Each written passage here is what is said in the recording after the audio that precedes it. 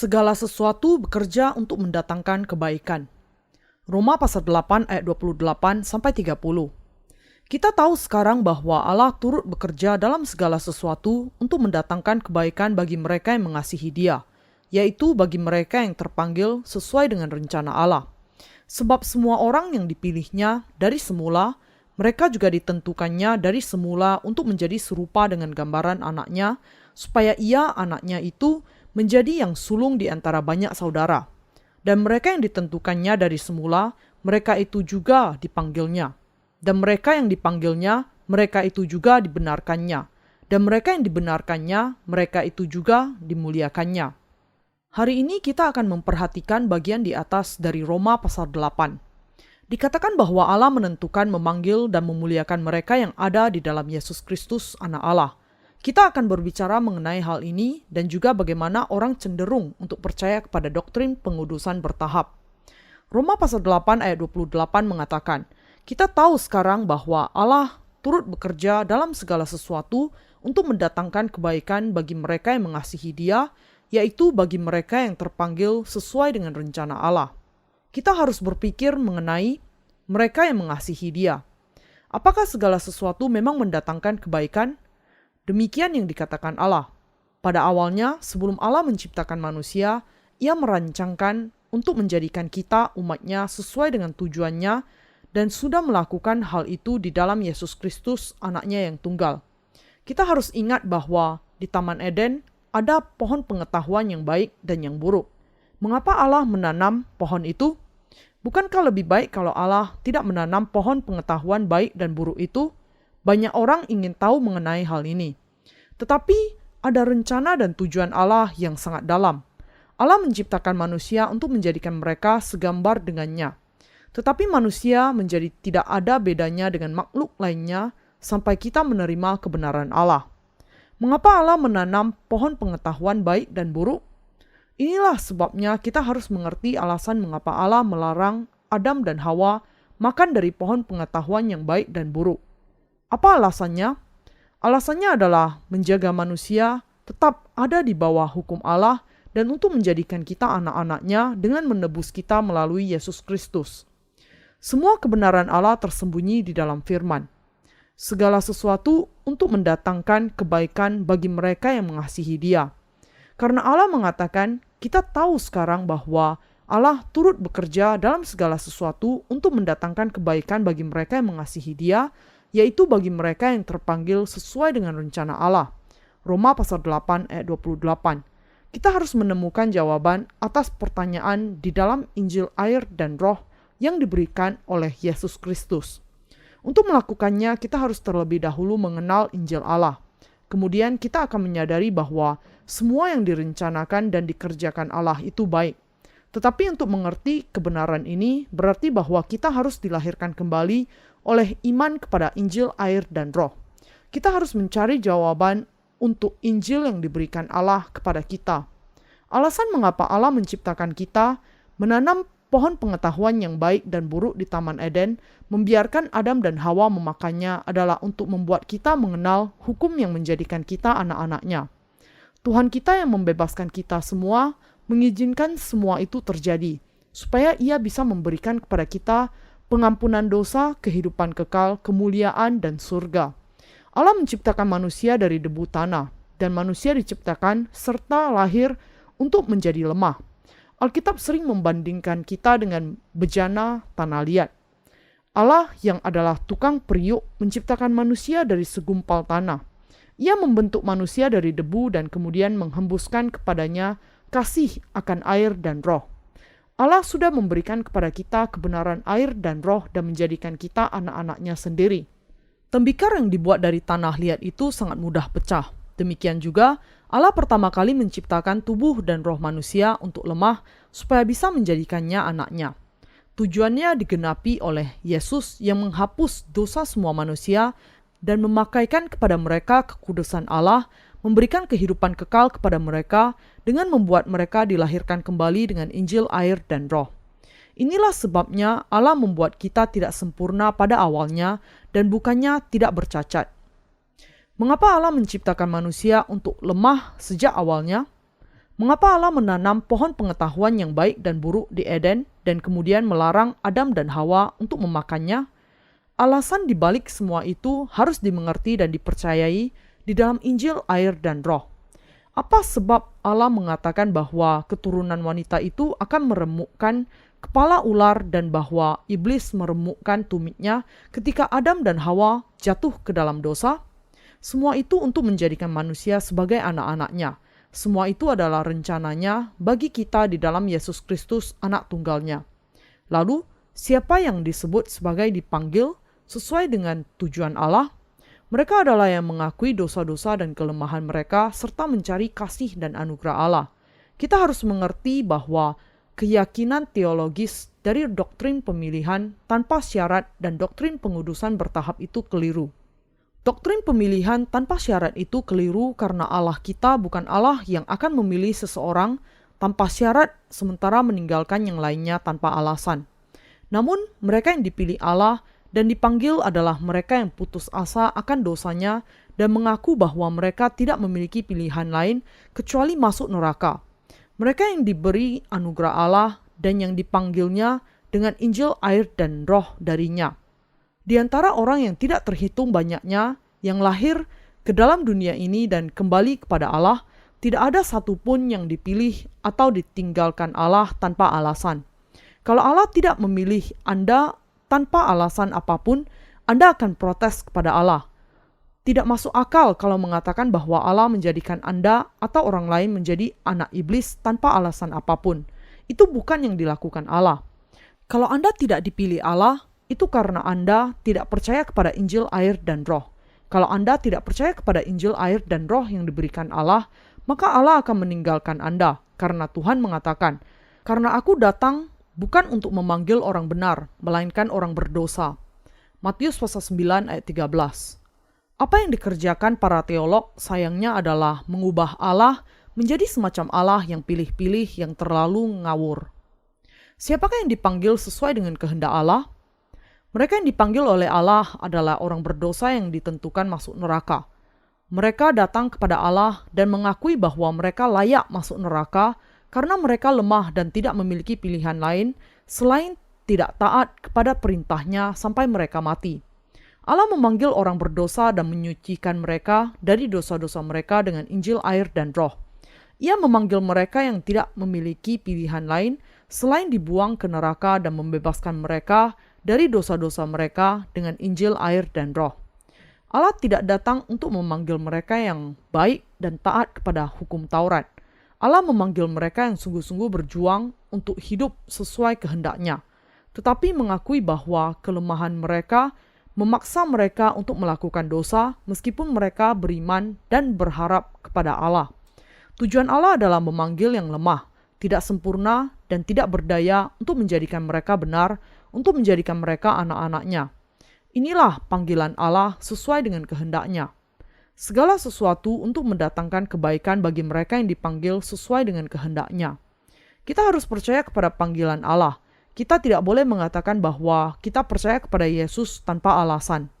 Iman yang benar adalah percaya kepada Tuhan sesuai dengan rencana Allah, bukan rencana diri Anda sendiri. Itu berarti percaya bahwa Allah tahu kelemahan kita, bahwa Ia menanggung segala dosa sekali untuk seterusnya, dan bahwa Ia menjadikan kita tidak berdosa. Dengan menempatkan iman kita ke dalam rancangan Allah, baptisan dan darah Yesus Kristus, kita bisa menjadi anak-anaknya. Adalah kehendak Allah untuk menjadikan kita anak-anaknya yang tidak berdosa ketika kita mengakui dan menerima rancangannya.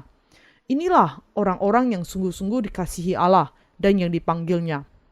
Siapakah orang-orang yang dipilih oleh Allah? Allah tidak membuat manusia berbaris dalam dua kelompok lalu mengatakan kepada kelompok yang berdiri di satu sisi, "Datang dan percaya kepada Yesus serta masuklah ke surga." Lalu menoleh ke barisan yang satunya dan berkata, "Masuklah ke neraka." Kaum Calvinis mengatakan bahwa Allah memilih orang-orang tertentu tanpa alasan dan memutuskan untuk meninggalkan yang lainnya sejak awal. Tetapi Allah bukan seperti itu. Allah membuat segala sesuatu untuk mendatangkan kebaikan bagi mereka yang dipanggil sesuai rencananya. Tidak masuk akal mengira kalau kita dipilih tanpa syarat tanpa alasan apapun. Apakah Allah itu Allah yang tidak adil? Tentu saja tidak. Semua manusia sejajar di hadapan Allah dan hukumnya. Semua manusia juga sejajar di hadapan penghukuman. Kita sudah menerima anugerah keselamatan dari Allah yang menyelamatkan kita dari dosa-dosa kita melalui Yesus Kristus. Kesempatan untuk percaya itu juga sejajar untuk setiap orang. Ia mengizinkan mereka yang menerima rencana Allah dan mengerti kelemahan mereka untuk percaya kepada Injil, air, dan Roh. Apakah kemudian penentuan dan pemilihan ilahi itu? Itu berarti bahwa kita dipanggil sesuai dengan rencana Allah di dalam Injil, air, dan Roh yang sudah diberikannya kepada kita. Karena Allah sudah menanggung segala dosa dan merencanakan untuk menjadikan kita anak-anaknya sehingga kita dilahirkan ke dalam dunia ini dan mendapat kesempatan untuk mendengar Injil. Allah sudah merancangkan semua ini di dalam Yesus Kristus sejak awalnya. Inilah rencana Allah. Ketika kita datang ke hadirat Allah, kita terlebih dahulu harus mempertimbangkan apakah kita seperti Yakub atau seperti Esau. Alkitab mengatakan bahwa Allah mengasihi Yakub dan membenci Esau. Juga dikatakan demikian mengenai Kain dan Habel, bahwa Allah mengasihi Habel tetapi membenci Kain. Apakah Allah membenci Esau dan Kain serta mengasihi Yakub dan Habel tanpa alasan? Bukan. Itu karena Esau dan Kain percaya hanya kepada kekuatan mereka sendiri, sedangkan Yakub dan Habel mengenal kelemahan mereka, meminta belas kasihan Allah dan percaya kepada firman-Nya. Kitab suci menjelaskan mengenai penentuan dan pemilihan Allah dengan menggunakan orang-orang itu sebagai contoh. Dalam golongan yang mana Anda berada? Bisakah kita bertemu Allah kalau kita percaya kepada kekuatan kita sendiri seperti yang dilakukan Esau? Tidak. Satu-satunya cara kita bisa bertemu Allah adalah dengan menemui Dia melalui Injil, air, dan Roh yang penuh dengan belas kasihan Allah. Termasuk dalam golongan yang manakah Anda di hadapan Allah? Kita adalah orang-orang yang ingin diberkati di hadapan Allah, tetapi selalu gagal melakukannya karena kelemahan kita. Meskipun kita ingin hidup sesuai dengan rencana Allah, kita masih lemah dan penuh kekurangan di hadapan Allah. Dan karena itu satu-satunya yang bisa kita lakukan adalah meminta belas kasihannya. Kalau kita ingin diberkati Allah, kita harus seperti Yakub dan memiliki iman yang dimiliki Habel. Kita harus mengakui di hadapan Allah kenyataan bahwa kita lemah, penuh kekurangan dan pengecut. Mazmur pasal 145 ayat 14. Tuhan itu penopang bagi semua orang yang jatuh dan penegak bagi semua orang yang tertunduk. Sebenarnya semua manusia tunduk di hadapan Allah. Kita tidak memiliki keberanian. Kita membuat kompromi untuk keuntungan yang kecil saja. Kita rendah. Kita seringkali nampak berani, tetapi itu hanya dalam hitungan detik. Kalau kita memperhatikan hidup kita secara dekat, kita bisa menemukan dengan mudah betapa kita memang rendah. Kita tunduk kepada yang kuat dan bahkan kepada hal yang tidak benar yang kemudian mendorong kita membuang iman kita. Tetapi Allah memanggil orang-orang yang rendah untuk mengasihi mereka dan memberikan kepada mereka keselamatan di dalam Yesus Kristus, dan Ia menjadikan mereka anak-anaknya. Kita perlu menyadari betapa lemah dan berdosanya kita supaya bisa dikasihi oleh Allah. Kita harus bertanya, apakah kita bisa sungguh-sungguh taat kepada hukum-Nya sampai memuaskan secara sempurna? Kita kemudian harus sampai kepada kesadaran bahwa kita tidak bisa menaati hukum Taurat-Nya, dan bahwa dengan demikian kita tidak bisa menghidupi kehidupan yang sempurna. Kalau saya sempurna, saya tidak akan pernah membutuhkan juru selamat. Kalau kita sempurna, mengapa kita membutuhkan pertolongan dan berkat Allah?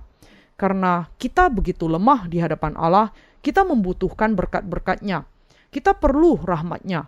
Belas kasihan Allah kepada kita begitu kuat sampai Ia mengutus anak-Nya yang tunggal untuk membuatnya menanggung segala dosa dan menghapuskannya.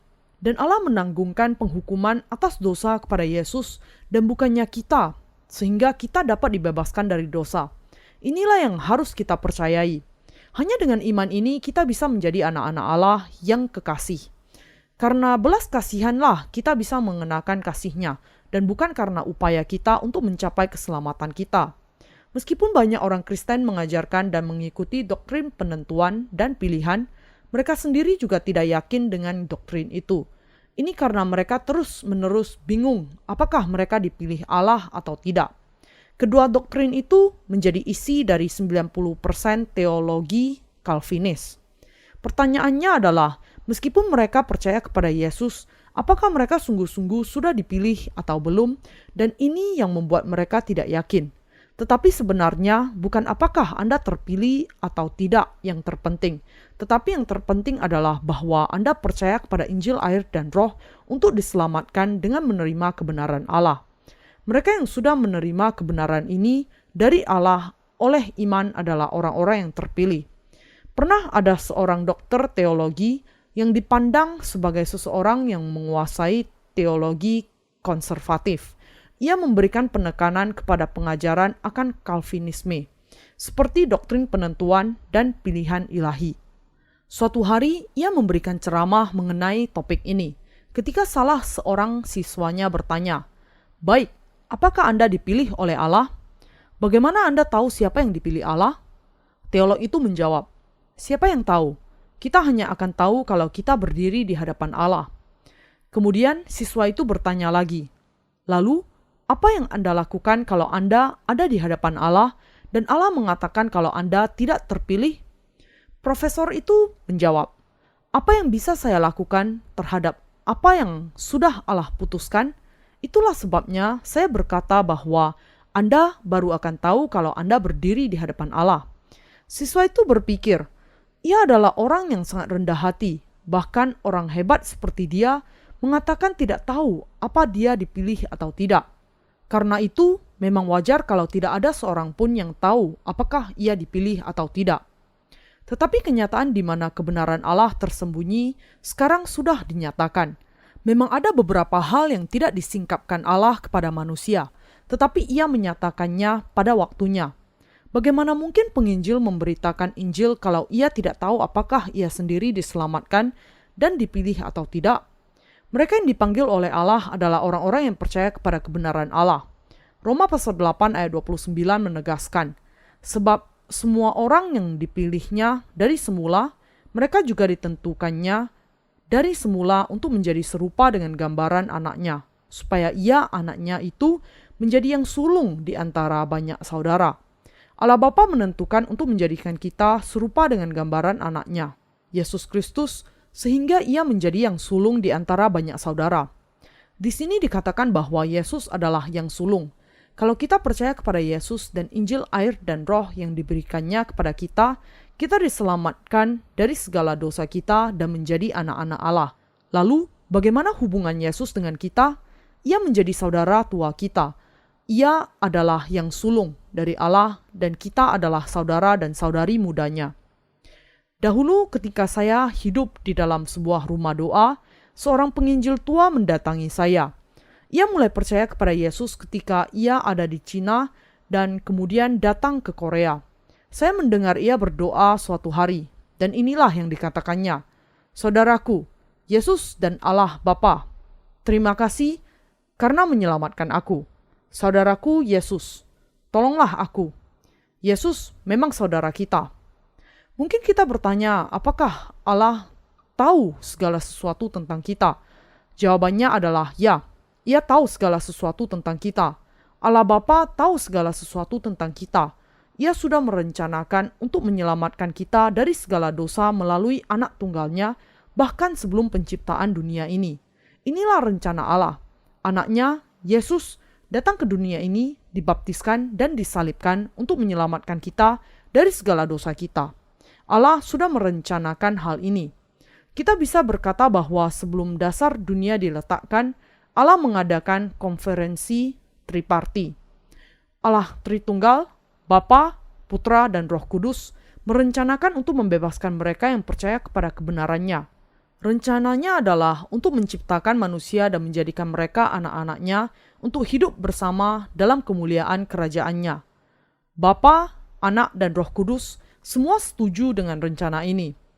Lalu, dalam proses perencanaan mengenai bagaimana ia akan menciptakan manusia dan menjadikan manusia anak-anaknya, Allah merencanakan untuk mengutus anaknya, Yesus, ke dalam dunia dan supaya ia dibaptiskan dan mati di kayu salib, sehingga manusia bisa menjadi serupa dengan gambaran anaknya. Apa tujuan Allah dalam menciptakan kita? supaya kita menjadi anak-anaknya. Apakah Yesus yang sulung dari Allah? Ya, dialah. Dan karena kita juga menjadi anak-anak Allah, kita adalah saudaranya. Selama hidup di dunia ini 33 tahun lamanya, Yesus mengalami kelemahan dan kekurangan manusia. Itulah sebabnya ketika kita berdoa, kita mengatakan, Yesus, aku lemah sekali. Inilah keadaanku. Lembutkan hati orang-orang untuk menerima firman-Mu. Jaga, beri anugerah, dan tolonglah mereka. Tuhan mendengar dan menjawab doa kita. Berdoa kepada Yesus dan berdoa kepada Allah adalah sama saja. Apakah tujuan Allah menciptakan kita? Supaya menjadikan kita anak-anaknya. Allah mengetahui segala sesuatu tentang kita. Ia membuat kita dilahirkan ke dalam dunia untuk diselamatkan dari dosa kita melalui baptisan Yesus dan darahnya di kayu salib, karena Ia sudah menentukan kita bahkan sebelum dasar dunia diletakkan untuk diangkat menjadi anak-anaknya sendiri. Ia dengan demikian tahu bukan hanya hidup dan mati kita, tetapi setiap gerakan kita. Ia tahu kapankah kita dilahirkan, siapa yang melahirkan kita, kapan kita menikah, kapan kita melahirkan anak, dan apa yang terjadi di dalam kehidupan kita. Allah yang tahu segala sesuatu mengenai kehidupan kita, memberikan kepada kita Injil air dan roh supaya kita bisa percaya kepada Yesus Kristus dan menjadi anak-anak Allah. Allah sudah tahu dan menentukan keberadaan kita. Dalam Roma pasal 8 ayat 30 mengatakan, dan mereka yang ditentukannya dari semula, mereka itu juga dipanggilnya. Dan mereka yang dipanggilnya, mereka itu juga dibenarkannya. Dan mereka yang dibenarkannya, mereka itu juga dimuliakannya. Saya tidak bisa cukup menekankan pentingnya bagi kita untuk mengerti bagian ini. Banyak orang mengambil ayat itu menjadi dasar untuk doktrin pengudusan bertahap. Berdasarkan ayat ini, bahwa Allah menentukan, memanggil, membenarkan, dan memuliakan kita, mereka mengatakan bahwa inilah sebabnya meskipun kita memiliki dosa di dalam hati, Allah menganggap kita tidak memiliki dosa. Dan bahwa setelah melalui tahapan pengudusan, kita akan dipermuliakan seolah-olah memang ada tahap-tahap untuk menjadi suci. Bukankah Allah menentukan semua orang berdosa dan memanggil mereka di dalam Yesus Kristus? Ia memanggil kita semua, tetapi beberapa orang memang tidak menanggapi panggilannya. Mereka seperti Esau dan Kain. Mereka adalah orang-orang yang akan dibuang ke neraka. Dalam belas kasihan Allah, Allah Bapa merencanakan untuk memanggil kita di dalam anaknya yang tunggal, Yesus Kristus, dan menentukan kita untuk diangkat menjadi anak-anaknya dengan membasuh dosa kita dengan air dan darah. Manusia yang masih tidak mau datang kepada Allah meskipun sudah dipanggilnya, berada di luar keselamatan. Orang-orang seperti itu berada di luar anugerahnya dan ditentukan untuk masuk neraka. Tetapi ada juga orang-orang yang taat kepada panggilan Allah. Mereka mengatakan, Tuhan, meskipun aku lemah, maukah Engkau menerima aku yang seperti ini? Allah mengatakan, tentu saja aku mau. Sungguh, Engkau menerima aku meskipun aku lemah? Tentu saja aku akan menerima Engkau. Allah, aku tidak memiliki apapun yang bisa kuberikan kepadamu, dan aku tidak bisa berjanji untuk melakukan kebaikan sejak saat ini. Aku tetap akan menerimamu. Aku tidak yakin kalau aku bisa bertambah baik, dan aku tidak memiliki kemampuan melakukannya. Tetap aku menerimamu. Mungkin karena engkau tidak mengerti aku, engkau akan kecewa denganku. Bukankah kita sering merasa malu dan mau bersembunyi ketika kita tahu bagaimana keadaan kita, tetapi ada orang yang mengatakan kalau ia sungguh-sungguh percaya kepada Anda? Mengapa kita ingin bersembunyi? Kita ingin bersembunyi karena kita tidak bisa menjadi baik dan tidak bisa mempertahankan apa yang telah selama ini kita lakukan. Inilah sebabnya kita harus bertanya, maukah engkau menerima aku dalam kelemahanku? Sungguhkah engkau mau menerima aku?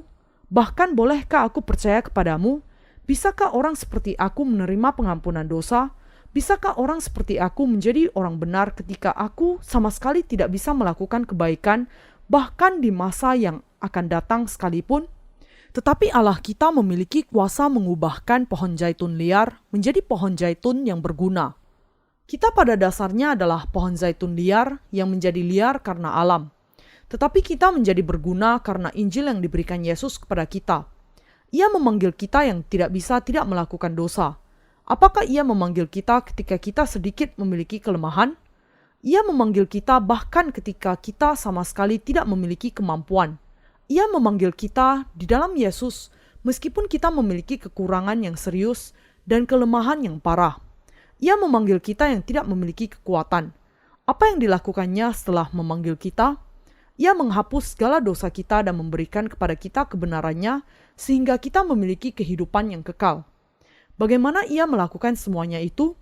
Dalam Matius pasal 3, dikatakan bahwa Yesus datang ke dunia dan dibaptiskan untuk menggenapi seluruh kebenaran yang ditentukan Allah bagi semua manusia.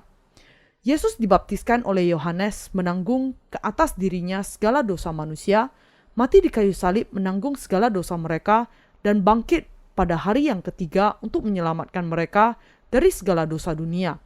Ia memberikan kepada kita kehidupan yang baru, dan dengan melakukan hal itu, ia membenarkan kita dan menghapus segala dosa kita.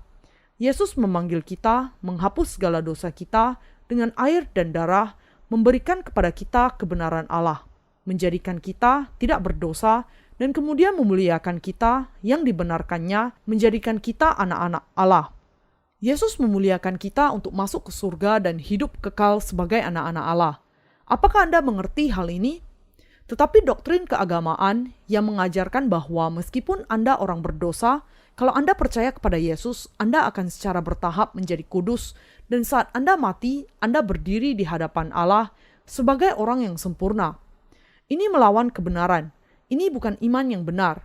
Iman ini adalah doktrin pengudusan, bukan kebenaran. Tuhan menyelamatkan kita dari dosa kita dan Allah menentukan kita, memanggil kita, menghapus segala dosa kita dengan air dan darah, sekali untuk selamanya menjadikan kita anak-anaknya yang dikuduskan dan memberkati kita, sehingga kita bisa masuk kerajaan Allah dalam kemuliaan. Inilah kebenaran, dan demikianlah cara ia mengatakan kebenaran, dengan meletakkan semua berkat di dalam Yesus Kristus sekali dalam satu kalimat. Bagian ini bukan berbicara mengenai 7 tahap dalam doktrin pengudusan bertahap. Tidak dikatakan bahwa kita akan secara bertahap menjadi sempurna setelah menjalani 7 tahap untuk sungguh-sungguh dikuduskan. Roma pasal 8 ayat 30 tidak mengatakan bahwa Allah akan memanggil kita setelah kita percaya kepada Yesus supaya kita bisa dikuduskan sejalan dengan bertambahnya usia kita. Juga tidak dikatakan bahwa kita akan secara bertahap naik tangga pengudusan tahap demi tahap sampai kita akhirnya mencapai pengudusan sempurna. Ketika kita mengenal Yesus Kristus dan Yesus Kristus memanggil kita, Ia mengampuni dosa kita sekali untuk selamanya dengan air dan darah. Ketika kita datang kepada Allah dengan kebenaran itulah kita akan diterima dengan tangannya yang terbuka.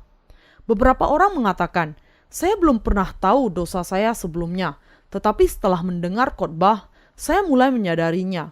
Ada 1 atau 2 dosa yang saya ingat dari masa lalu yang mungkin tetap saya lakukan di masa yang akan datang. Jadi, saya tidak yakin kalau saya bisa percaya kepada Allah. Tetapi itu tidak benar. Kita justru harus berpikir, itu benar. Saya tidak tahu dosa-dosa saya bahkan ketika saya melakukannya. Semua firman Allah itu benar. Saya harus percaya kepada firman-Nya, tetapi saya tidak bisa menaatinya. Saya tidak bisa mengelak kalau saya berdosa besar dan harus masuk neraka. Itulah sebabnya Yesus datang. Kita menjadi tidak berdosa dengan percaya kepada Yesus dan menerima pengampunan dosa. Kita dikuduskan dan menjadi anak-anak Allah. Karena kita sudah menjadi anak-anak Allah, kita bisa masuk ke dalam surga dan dimuliakan. Inilah kebenaran Allah dan kebenaran. Allah menentukan kita, memanggil kita, membenarkan, dan memuliakan kita. Mungkin Anda berpikir kalau doktrin pengudusan bertahap itu benar dan mengatakan, saya akan secara perlahan berubah dan menjadi orang tidak berdosa. Tetapi Anda dibenarkan dan dikuduskan sekali untuk seterusnya pada saat Anda percaya kepada Injil, air, dan Roh. Hati Anda tidak berubah secara bertahap. Hati Anda menjadi tidak berdosa sekaligus, dan iman Anda lah yang secara bertahap bertumbuh saat Anda percaya kepada firman Allah dan gerejanya. Iman kita bertumbuh secara bertahap setiap kali kita diberi makanan firman Allah. untuk pada akhirnya kita sampai kepada titik di mana kita bisa mengajar orang lain. Tetapi penegasan yang mengatakan bahwa kita akan menjadi anak-anak Allah setelah kita menjadi semakin sempurna dan semakin tidak berdosa, tidak didasarkan kepada Alkitab. Kita menjadi kudus dan tidak berdosa sekaligus. Apakah Allah memanggil kita sesuai dengan penentuannya di dalam Kristus Yesus? Ya, demikian. Ia memanggil kita di dalam Yesus Kristus dan menjadikan kita tidak berdosa. Allah membenarkan dan menjadikan kita tidak berdosa melalui Yesus Kristus, mengangkat kita sebagai anak-anaknya dan memuliakan kita untuk masuk ke dalam kerajaan-Nya. Kita menjadi benar sekaligus dengan percaya kepada keselamatan Yesus Kristus yang menggenapi segala kebenaran Allah. Kita diberkati karena kita taat kepada panggilan Allah dan percaya bahwa Yesus menanggung segala dosa kita untuk membuat kita, meskipun dengan kelemahan kita, tidak berdosa dan anak-anak Allah yang benar, umat kerajaan-Nya. Itulah sebabnya doktrin pengudusan itu tidak benar. Hal itu tidak masuk akal. Alkitab dengan jelas mengatakan kepada kita, dan mereka yang ditentukannya dari semula, mereka itu juga dipanggilnya. Dan mereka yang dipanggilnya, mereka itu juga dibenarkannya. Dan mereka yang dibenarkannya, mereka itu juga dimuliakannya. Iman bertumbuh secara bertahap, tetapi pengampunan dosa menjadi anak-anak Allah dan masuk surga, semua terjadi sekali untuk seterusnya. Apakah Anda percaya kepada hal ini? Kita bisa menjadi anak-anak Allah dengan percaya kepada Injil, air, dan Roh. Allah sudah menyelamatkan kehidupan kita yang tidak berarti dari segala dosa kita melalui anugerah air dan Roh. Apakah kita melakukan sesuatu apapun bagi Allah bagi keselamatan kita? Apakah kita menyumbangkan sesuatu bagi pembenaran kita? Tidak ada sesuatu pun yang kita rencanakan, dan tidak ada yang memutuskan untuk percaya kepada Yesus sebelum Dia dilahirkan. Apakah ada seseorang yang memutuskan untuk percaya kepada Yesus ketika ia masih ada di dalam rahim ibunya? Kita diberi kesempatan untuk mendengar kebenaran dari mereka yang memberitakan Injil, air, dan Roh, menyadari bahwa hal itu adalah kebenaran, dan berpikir untuk diri sendiri, saya tidak memiliki pilihan lain selain percaya kepada hal itu. Orang berdosa seperti saya harus percaya kepada hal itu. Sejak saat itu, kita mulai percaya kepada Injil, air, dan Roh, menerima pengampunan dosa, dan menjadi anak-anak Allah. Hanya orang benar yang menjadi anak-anak Allah. Allah untuk selamanya memuliakan mereka dengan kekayaan kekal dan kehormatan kerajaan surga. Itulah artinya dimuliakan. Allah sudah memberikan berkat-berkat itu kepada orang percaya yang menerima Injil, air, dan Roh. Puji Tuhan.